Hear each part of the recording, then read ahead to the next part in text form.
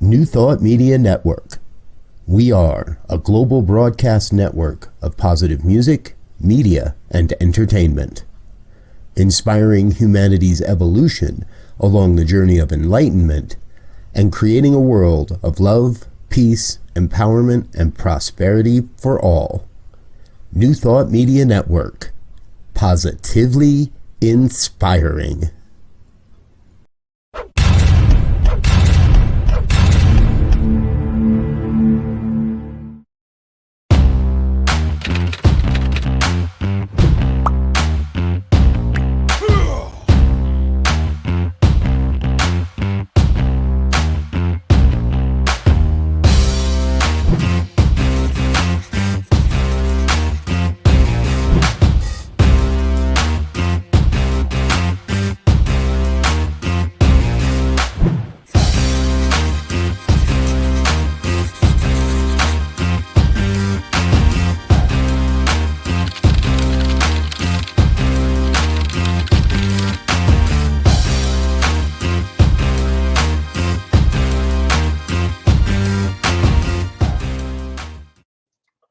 And good morning, dear ones. Reverend Robert with you behind the placard here. There we go.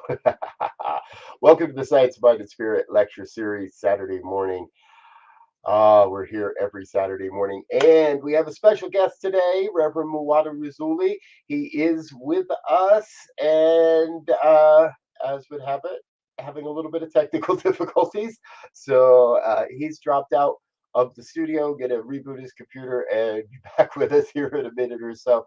I know he's very excited to be with us and to share his talk with us today and to share in this conversation. So I'm going to get us set up. Number one, if you have a copy of this book, The Science of Mind by Ernest Holmes, I encourage you to grab that because that's what this program is all about, having conversations around the text and his writings here.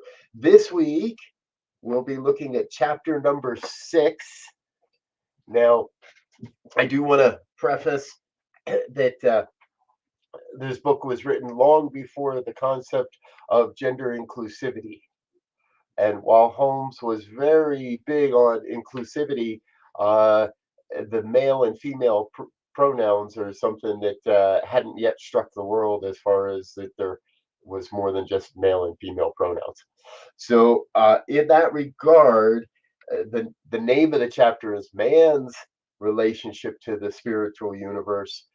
Really, the talk is our, or human, relationship, the divine relationship, our relationship to the spiritual universe. So Reverend Muata will be with us here in just a moment, I assure you, I trust. And Reverend Muata is from the San Francisco Center for Spiritual Living in San Francisco, California. Uh, I first met Reverend Muata, oh, probably almost 15 years ago at an Asilomar conference, and we hit it off and have remained friends ever since. And so it's really great to have him become part of this team and join us here. If you were with us last week, you know that it was my week last week, or it was Reverend Victoria's week, and I got to fill in because we had tech problems last week too. Uh, she'll be with us in a couple weeks again. We're getting that fixed for her, and I was speaking about the body, and we have the spirit, soul, and body, the triune nature, and that's what we've been talking to up to this point, is the triune nature of the divine. Now we're digging into our relationship with the spiritual universe. So I don't want to go too far. I want to give Muata another moment to get himself back here in the room. So why don't we all grab a sip of your favorite beverage? Whether that might be some tea or some coffee, whatever that might be, let that be part of your favorite beverage. And we're going to give Muata just another minute or so to get in here. And if he's not, then, well, heck, I'll take over. This isn't a power trip. Uh, it's fun. I am silly, and I like to have some fun, and it's all around the fact that we're here to to discuss and explore this life-changing work and piece of philosophy, if you will. So, again, if you're with us and you have a copy of the Science of Mind chat textbook, pick it out, grab it. We're going to start on page 106 today and let ourselves move through that. Uh, and still trusting that Muata's computer is going to get itself fixed. As we go along today, do please feel free to chat along and leave a comment. And feel free to ask questions or leave comments in the chat box as we go along, as time allows and as the experience allows here this morning. We'll add those comments in and make sure we discuss them and cover your questions and stuff. So, and this is a fairly beefy chapter, by the way, from 106 all the way over to 128, 22 pages. This is like, oh, this is a big chapter for homes. We don't normally get quite this big, and it's got a number of sub chapters to it as well. And I'll be honest, my notes and my highlighting in the book is rather extensive here. However, I did not prepare for a talk this morning, so I'm taking a quick look and seeing if Spirit wants to put something together in my head. And I trust that our dear friend Muata is going to join us here in just a second or two. I know what's going to happen. If I start and I launch into this and I get moving, then he's going to show up, and we're all going to be like, "Wait, what? Who? What?" And uh, however, we're going to go for it. And we're going to go for it. We're going to see what happens here. Thanks for being with us this morning, Wayne, Erica, those that are watching, whose name I don't know yet. I'm sure there's people watching that we don't know are watching. Uh, if you are watching and you'd like, drop a note in the chat box, and then that way we'll see who's here and know that you're here. Yes, Tracy, exactly. Our dear Tracy Brown's with us. Yes, that's the way it works. Get started and the divine Muata will appear. So, page 106, whatever is true of the universe as a whole must also be true of the individual as some part of the whole. Now, this is an important piece of this whole thing, is we all have to remember and recognize we are a drop in the ocean. We are part of the whole. And the whole, the one, God, would not be whole without us, without our experience here on this planet. So over on page 107, at the bottom of that at the bottom of the very first paragraph, just a couple lines in, a single drop of water is not the whole ocean, but it does contain within itself the same qualities and attributes.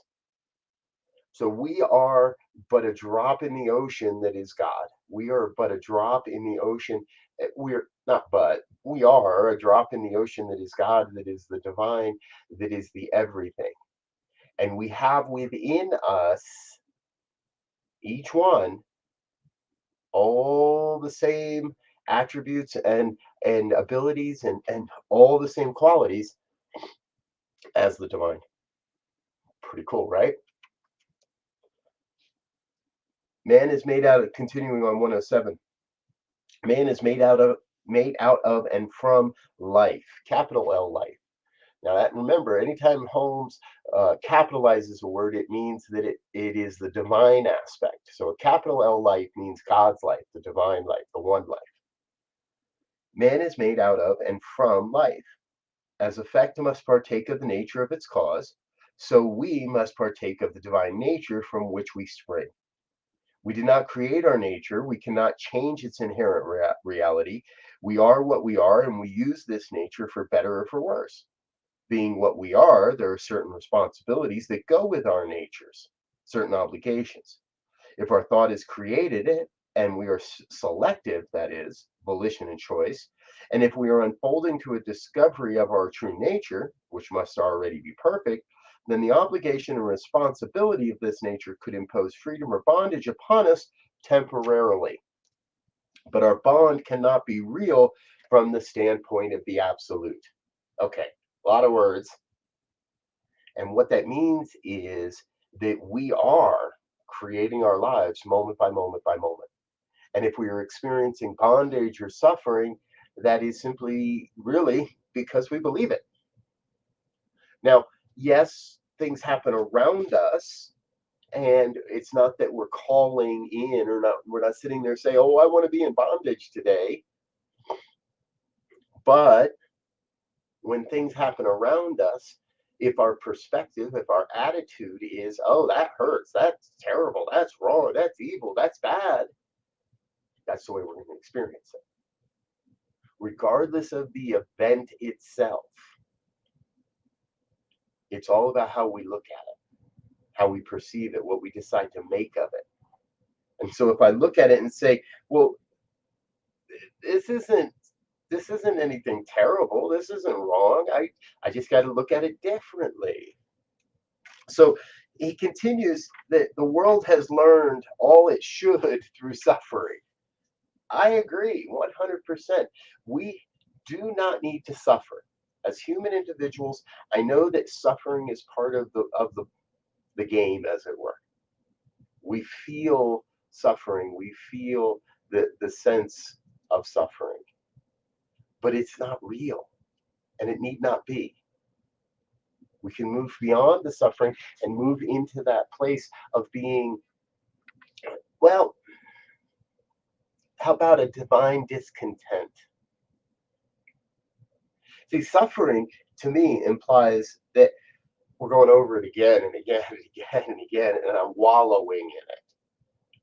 I tell everybody I can find about my suffering, about how poor me and how terrible life is. However, I could tell the same story from the perspective of what's the opportunity.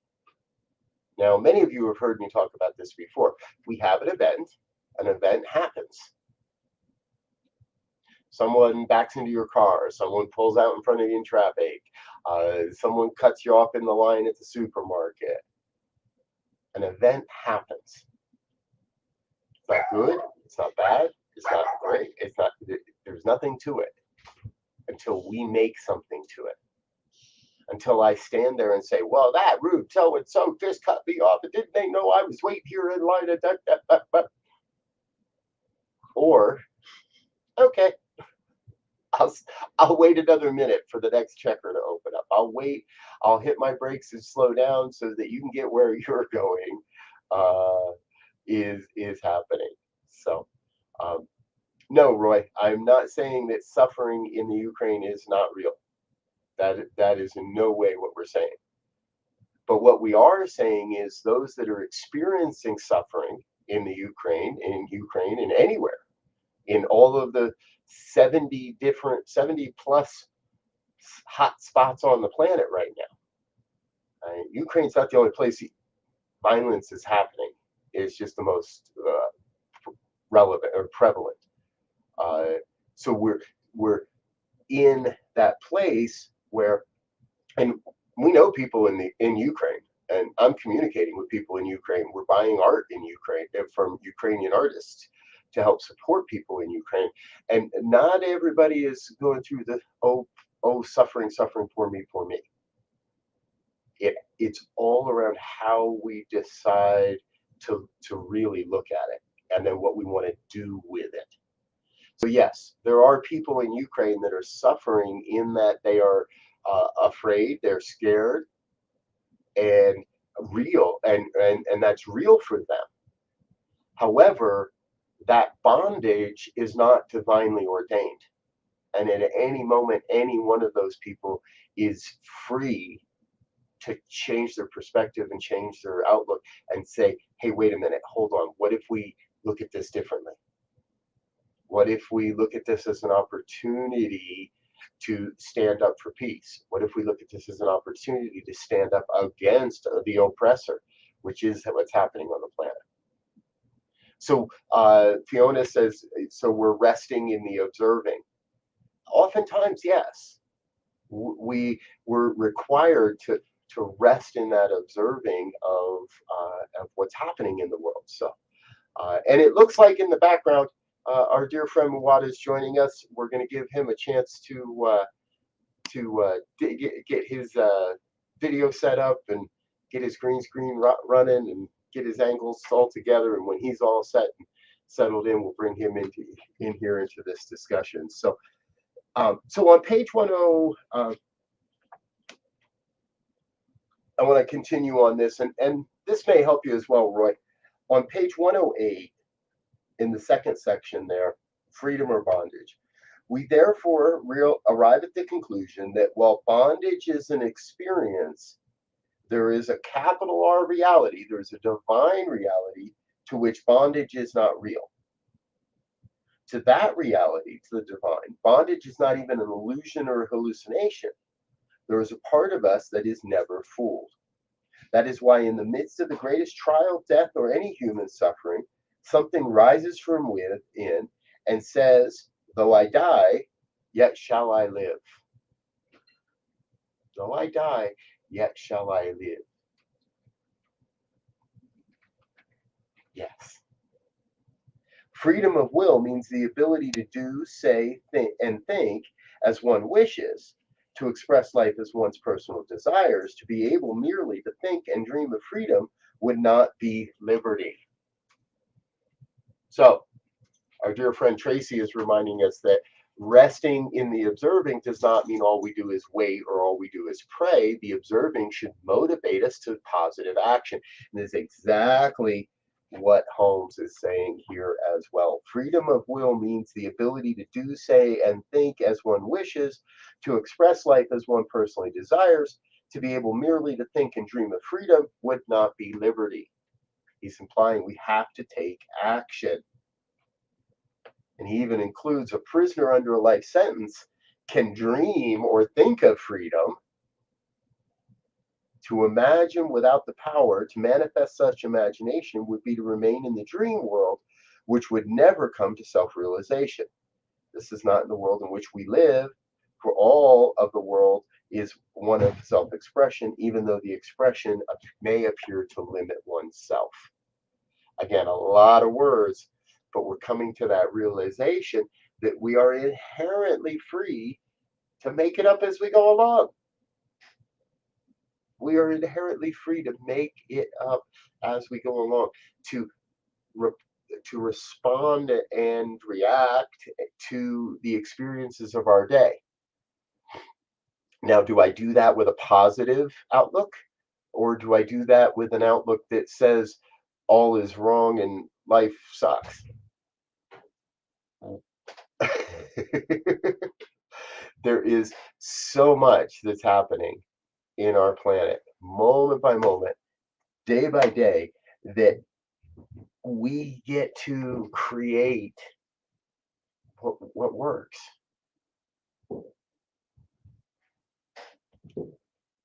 I love that I don't have to do this alone today. Thank you, Tracy. Freedom comes with responsibility. Our freedom is to apply spiritual principle to human challenges. Exactly.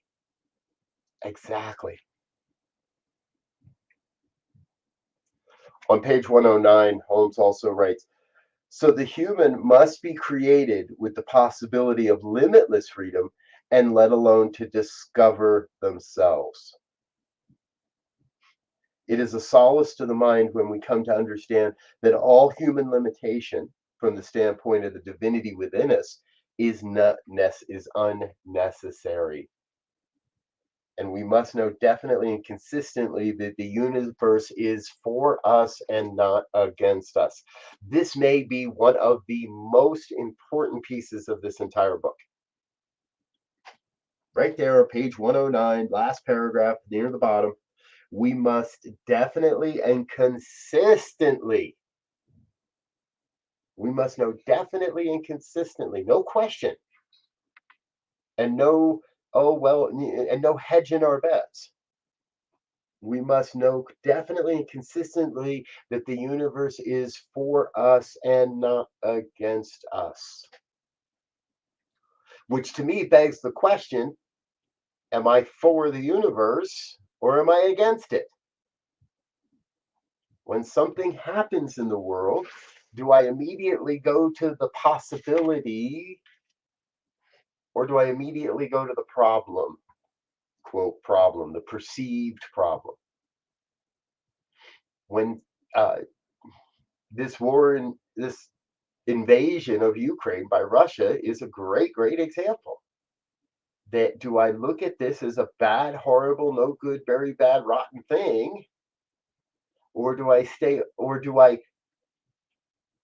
speak not against the violence, but do I speak for peace and remain open to what is possible, to what can happen here, to what can come forward here? Now, I would love to see a war where nobody had to die, but that's not the definition of war. And let us remember that peace is not the absence of war, war is the absence of peace, because peace is our very nature. The peace that passes all understanding, the peace within, the peace of our heart is is is our very nature. So anything unlike peace, anything outside of that sense of peace, that's the sense of separation. That's the fear. That's the suffering. And none of it is necessary if we choose to turn and look at the events as again the opportunity. We know predominantly the people of Russia are not for this war. The leaders are. So our prayer isn't against Russia or the people of Russia. They're people on this planet, like you and me. They have a different dialect, they have a different language, and they have some different customs. And but I have to believe they have many of the same values as you do, as I do. Valuing our loved ones, valuing our family, valuing the world we live on, valuing the planet. I don't believe the people of Russia value war or aggression or the violence that's happening. On page 111, Holmes writes, this is in the third paragraph, the age long discussion of the problem of evil will never be answered until we realize that evil is not a thing of it itself. Putin isn't evil. Russia isn't evil. The soldiers that are fighting are not evil. The age-long discussion of the problem of evil will never be answered until we realize that evil is not a thing of itself. It is simply a misuse of the law of freedom. The problem of evil will be met only to the degree that we cease doing evil and do good, for evil will disappear when we no longer indulge in it. When the whole world sees the right and does it, then and not until then will the problem of evil be solved for the entire race. Why will America not send fighter jets? Why will America not engage in this conflict? I think it's right there. If we do, it's a misuse of the law, of the universal law of freedom. To go in with arms raised and bombs at the ready is not fighting for freedom. It's been said there's no way to peace, that peace is the way. We can't fight for freedom. We have to free to be freedom. We have to think freedom. We have to think peace. We have to act and believe in the law of freedom rather than the law of restriction or condom, which isn't a law anyway. Freedom is our very nature. And as long as we stay with that, then everything's going to work out just fine. When we stay in that space, in that observance of freedom, then everything must work. Yes. I do seem to. We're going to do a quick check-in with my brother Muata here. He's in the back. He's in the back of the studio, and I want to see if I get a recognition if he feels he's ready to come in and join the conversation, because I would love to just bring him in and continue to chat about this a little bit. So I think I'm seeing a smile. Reverend, you ready to join us there? Well, Great. let's see. Let's see. There we go. Good morning, sir. I, I'm having connection problems, and so I'm on my phone, and so you got my green screen behind me. I kind of feel like I'm in my underwear since everybody can see my green screen, and so. But if you don't mind seeing me in this state, then I would love to contribute. And I'm very sorry that I'm just having these connection problems. I think my modem died, and perhaps I was just so excited about being on the show or doing the show that the electrical frequency around me shorted it out. I don't know. It was old, but it's not working right now. You're so incredibly powerful, sir. I'm like, what the heck, man? I love So that will be fixed this afternoon, maybe this morning. But yeah, I love the conversation.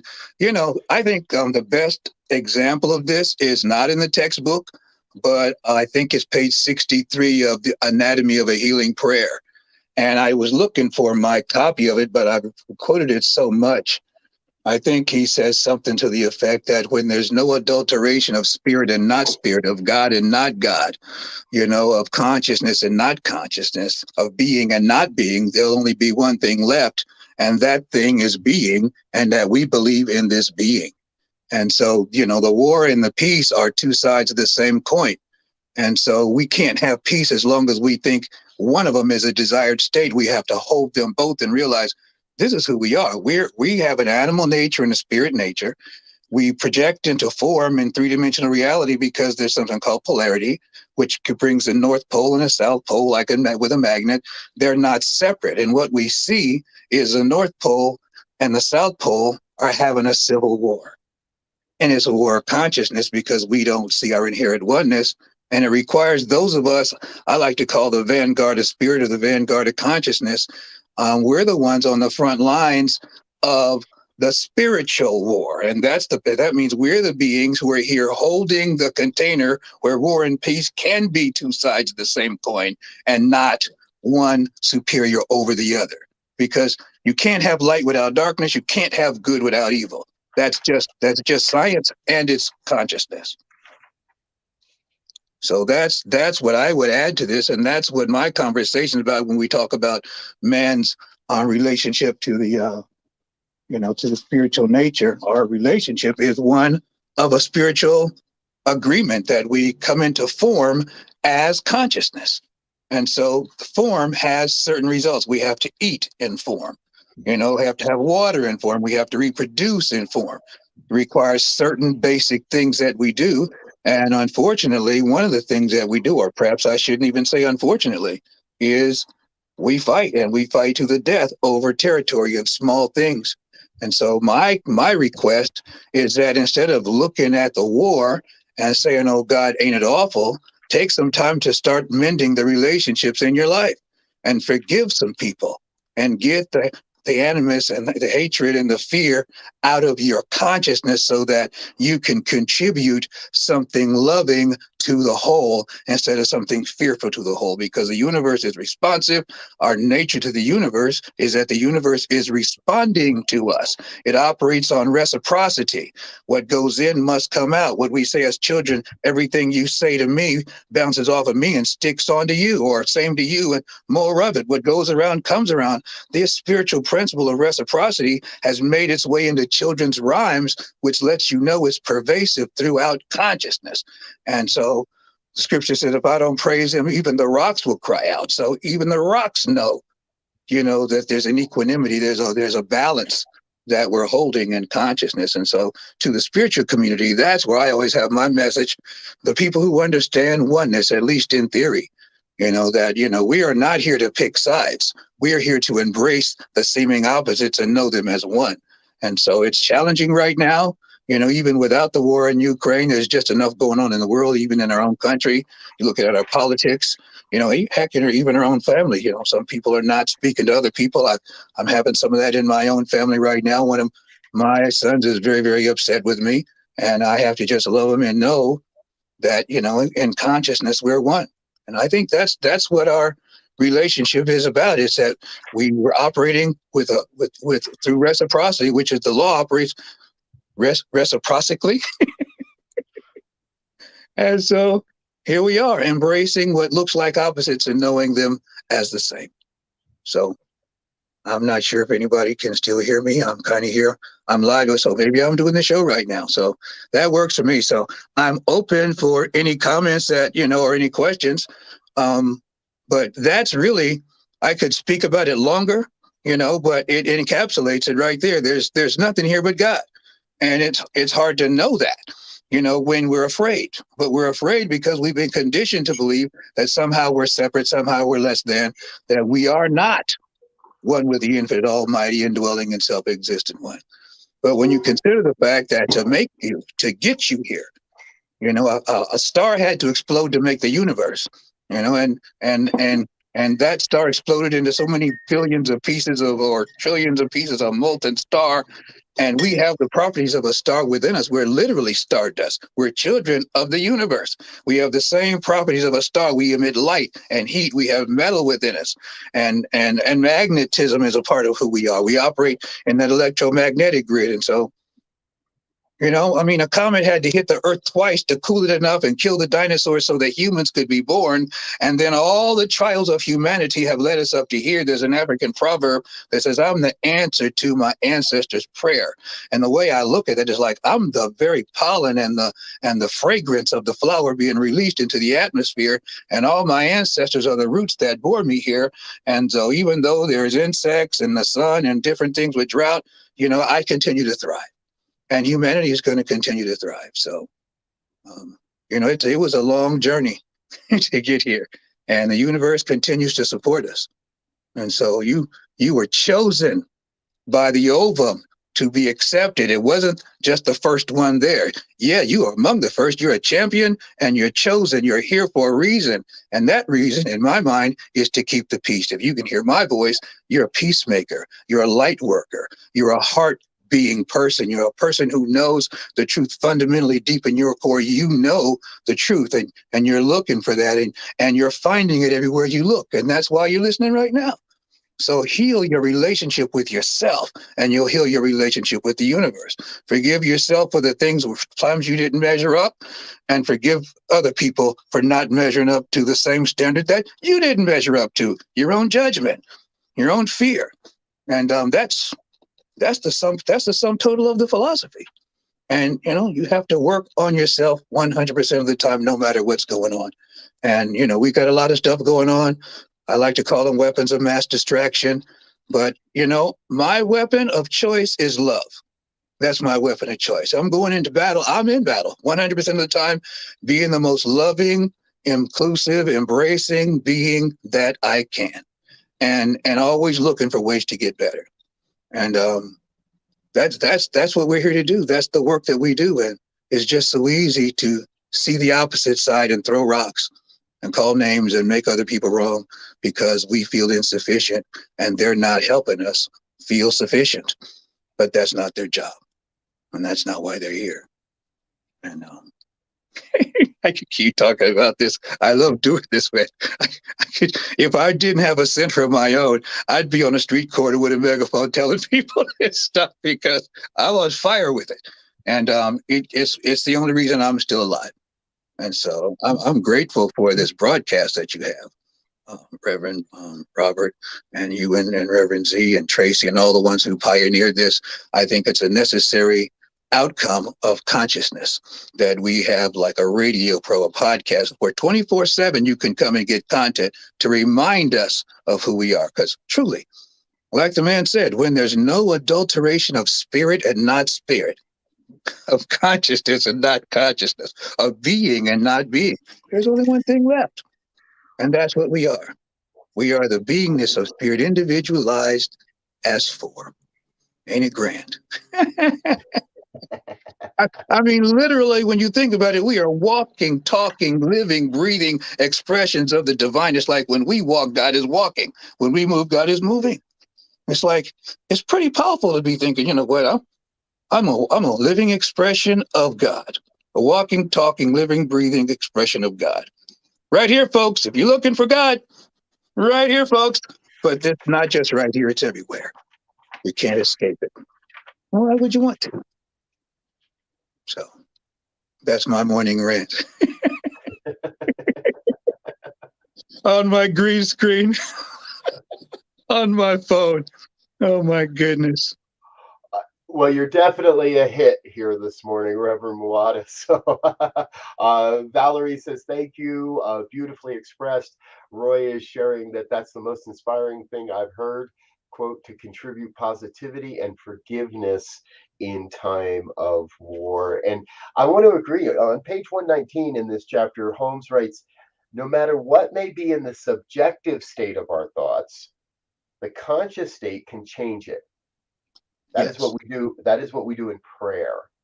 By consciously knowing that there is no inherent tendency toward limitation, no collective suggestion operating through subjectivity, nothing in, around, or through us that believes in or accepts limitation in any way, shape, form, or manner. The conscious state must now provide a higher contemplation, a spiritual realization which says, I partake of the nature and the bounty of all good, and I am now surrounded by everything which makes life worthwhile. So this is that point we get. I think in Science of Mind and in New Thought, we get accused often of being Pollyannish because we look at something like what's happening in Russia and Ukraine, and we say, "Wow, there's got to be some good in there somewhere," and everybody else wants to say, "No, that's horrible and nasty and evil and mean and terrible."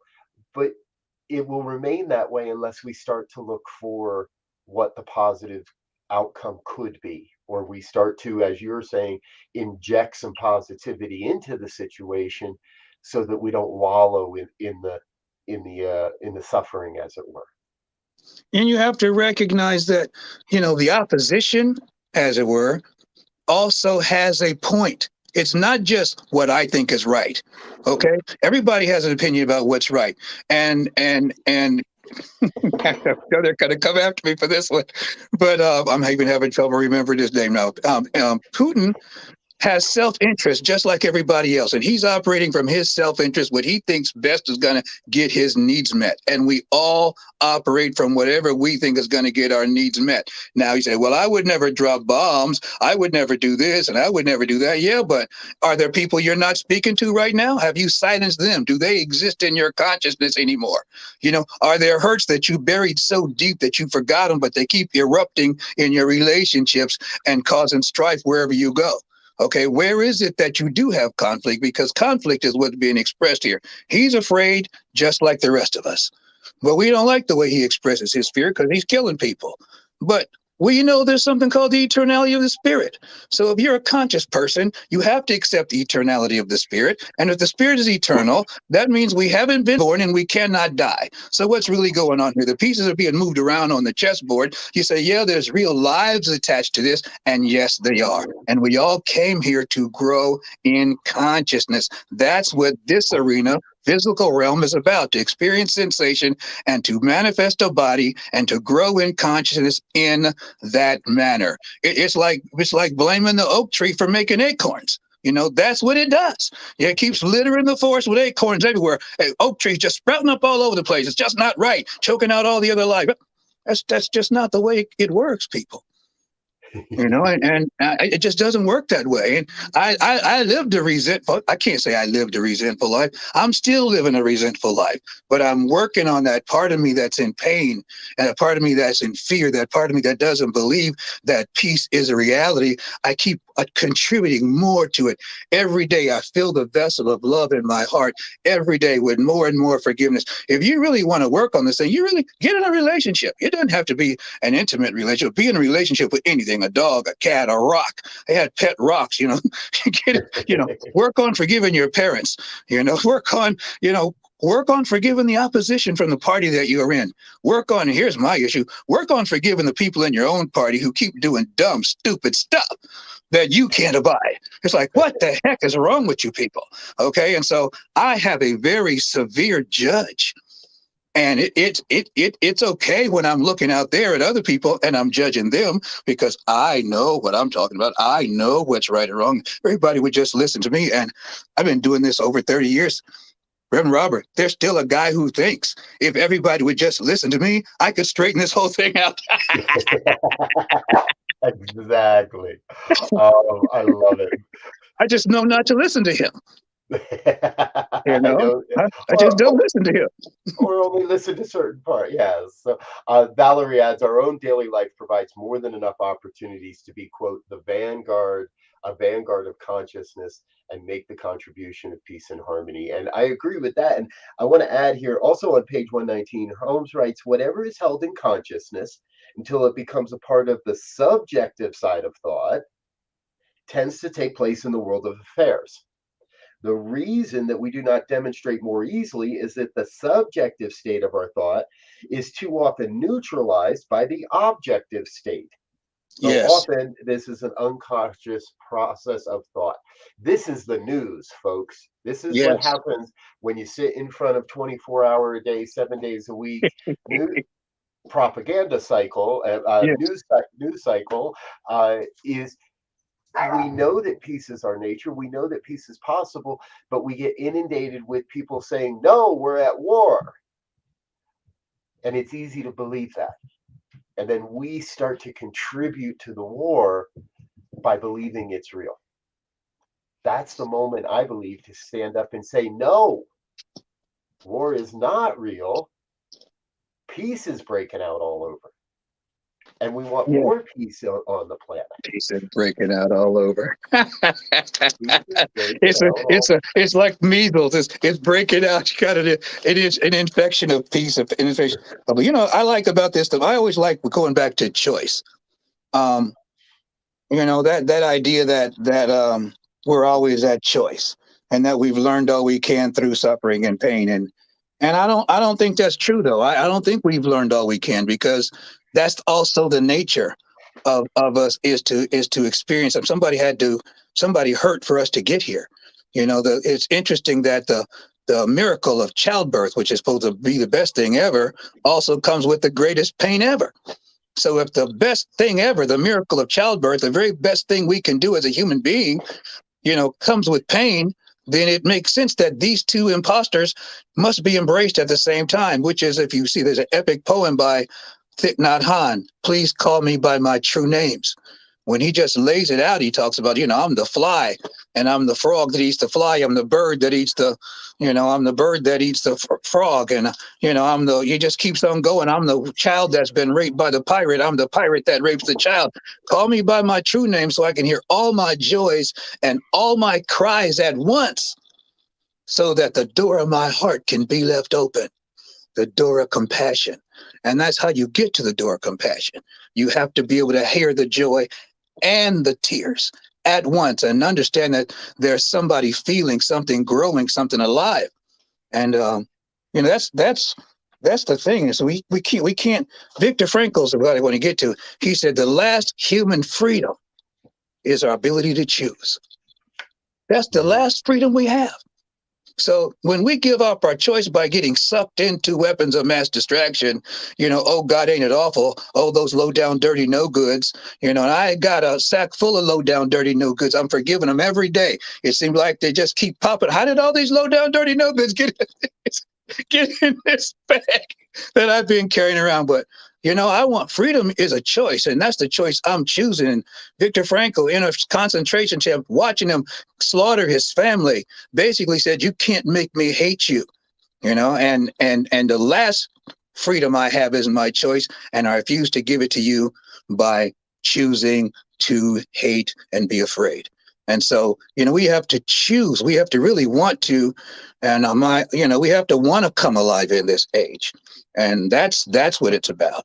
What why Howard Thurman says, don't ask what the world needs. What does the world need? No, ask what makes you come alive. Because what the world needs is people who've come alive. The world needs conscious people who recognize who they are. The world needs somebody who can hold those two, the twins. It's like the twins are born, the good one and the bad one, and I'm feeding you both equally and holding you both equally so that both sides can recognize that there's a oneness here and a unity, and they can start working together. And so it's choice, people. We have to decide. We have to really, and it's funny. It's not for people who need it. It's only for people who want it. And not everybody wants it, but some of us do. And those are the people who are listening right now. And so take a deep, long drink of consciousness and refresh yourself every morning, all day long. You want to turn on the news because you feel like praying. Let me see. I feel like praying. I prayed so much for my own stuff. Let me see what else is out there and pray. Get on a prayer line. Start getting a prayer partner. Just begin to pray and infuse this world with a consciousness of love and unity and acceptance and embracing the joy and the pain. But all of us know that some of our best teachers have been the people who hurt us the most. And even in a situation where we're in a learning environment, the best teachers are often the ones who are the most difficult on us because they hold us to a higher standard. And right now, consciousness is calling us to a higher standard of being. And I accept. I accept. I'm on the front lines with it. I'm not hearing you. I'm not hearing you. That's on my side. I'm sorry. Yeah. So you're saying that everybody that pushes my buttons is actually a blessing so that I can come to greater peace in my life. Well, because the buttons are there. If somebody doesn't push them, you don't know. You're walking around like, I don't have any buttons. There's nothing. I don't have any issues. I had a class once. My wife, Pranjali, was teaching a 5 gifts class, and you had to write a forgiveness letter, okay? And I'm like, I'm the sage on the stage. I'm walking around like, I'm watching them write the letters. And she's like, Reverend Muata, would you participate in the exercise? And I'm like, well, I don't need to participate. I mean, I've already forgiven everyone. I don't have any problems. I've let go of everything. I'm so advanced, you see. She said, could you just do the exercise for the class? Okay. I'll do it for the underlings who need me to show that I'm one with the group. I could do that. I'm that big of a person. But when I began to write that forgiveness letter, I decided I would just pick somebody random. And for some reason, my ex-wife came up, and I'm sure I don't have any issues with her. But one paragraph into that letter, I'm crying. And the class is looking at me. There's like 30 people in this class. They're like, I think he's crying. I'm crying, and I'm writing in big block letters, I hate you. I hate you. I hate you. And I'm like, where the heck did this come from? I just buried it because I wanted to look spiritual. What is that? The bypass, they call it? I'm a good person. I don't have these issues that the rest of the poor masses have. And so we have to be able to, we want to go in vigorously looking for places to uproot those places where we've been harmed. Anybody who's ever hurt us, we probably have a resentment there. We probably have a pain there. And some of us don't just have grudges. We nurse our grudges until they're big and strong and uncontrollable. And so that's what I wrestle with. I've got some big, strong, uncontrollable grudges that want to take over my life and want to keep me angry and afraid with everyone. And it's like, it's just, I couldn't understand why God wanted me to be a minister. And it's like, that's the only thing going to balance out the insanity in my life. So I serve graciously and gratefully because it's what keeps me sane. And I have to do this. This philosophy saved my life. It didn't change my life. It literally saved. I wouldn't have survived. And so I'm grateful. I'm very, very grateful for the philosophy. I was in mucho troublito. I had big problems. Right there where you are, Denver, Colorado. Go to the east side. They know about me. I don't go to the east side, man. You go to the east side. 5 Points, Park Hill, they know about me. Okay. No, they don't know, but I like to say that because, it makes me feel big, but no, they don't. I was small, very small. You're a big voice and you got a big heart, and Thank you. You've got a great I love an understanding and a way of sharing this philosophy as well. Folks, we're just about out of time here on Saturday morning. We're going to have Reverend Muata back again with us throughout the year and coming on the team and going to be a regular participant and contributor to this program and what we're Looking forward doing to it. here on Saturdays and mornings as well. So we want to say thank you, sir, for being with us today. We're going to come back in just another moment and I want to say thank you to our sponsors and our contributors, and then we're going to give Reverend Muata one more moment to wrap up humans' relationship to the spiritual universe, the chapter that we're talking about today. So that's his warning. Let's say thank you to our sponsors and stay with us. We'll be back in just as soon as I find my video. We'll be back in 1 minute.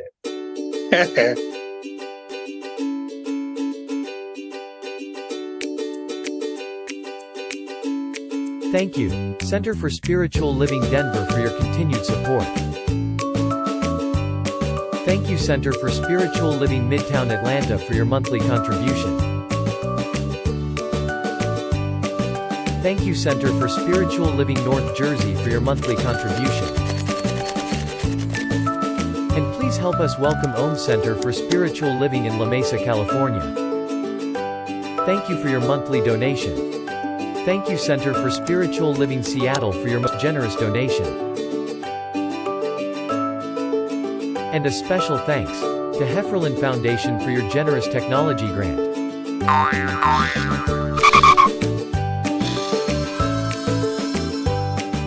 And Suze Ajit, thank you for your very generous donation. And a super special thank you to Dr. Tracy Brown, RSCP. Thanks for being a super donor. And a big shout out to all our committed donors.